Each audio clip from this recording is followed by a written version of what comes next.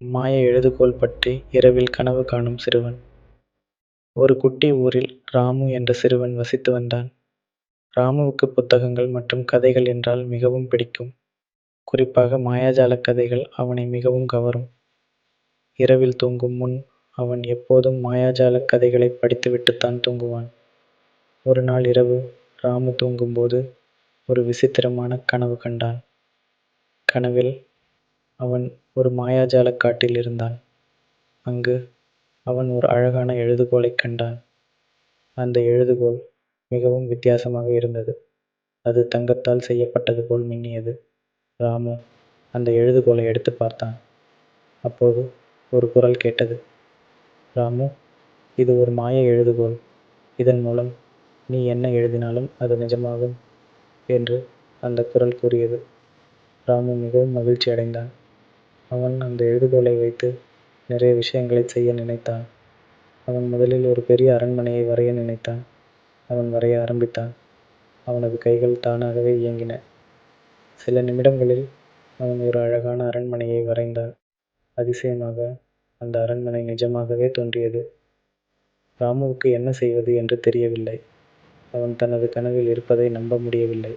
பிறகு அவன் அந்த எழுதுகோலை வைத்து இன்னும் பல விஷயங்களைச் செய்தான். அவன் பேசும் விலங்குகளை வரைந்தான். அவை உடனே பேச ஆரம்பித்தன. அவன் பறக்கும் கம்பளத்தை வரைந்தான். அது அவனை வானத்தில் பறக்க வைத்தது.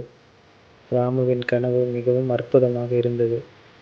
அவன் அந்த மாய எழுதுகோலின் மூலம் நிறைய மகிழ்ச்சியை அனுபவித்தான். ஆனால் திடீரென்று அவன் விழித்து எழுந்தான். கனவு கலைந்து விட்டாலும் ராமுவின் மனதில் அந்த மாய எழுதுகோல் பற்றிய எண்ணம் நீங்கவில்லை.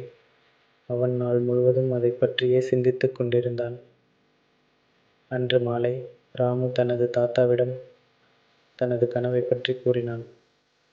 தாத்தா சிரித்துவிட்டு, ராமு, கனவுகள் பெரும்பாலும் நமது ஆழ்மனதின் வெளிப்பாடு. நீ மாயாஜால கதைகளை மிகவும் விரும்புவதால் உனக்கு இப்படி ஒரு கனவு வந்திருக்கிறது என்றார். ராமு தாத்தாவின் வார்த்தைகளைச் சிந்தித்தான். அவன் மாய எழுதுகோலைப் போலவே தனது கற்பனைத் திறனையும் வளர்க்க வேண்டும் என்று முடிவு செய்தான். அன்றிலிருந்து ராமு தினமும் புத்தகங்கள் படித்தான். கதைகள் எழுதினான். அவனது கற்பனைத் திறன் மேலும் வளர்ந்தது. அவன் தனது கதைகளில் மாயாஜால உலகத்தை மீண்டும் உருவாக்கினான். ராமுவின் கதை ஒரு உதாரணம்.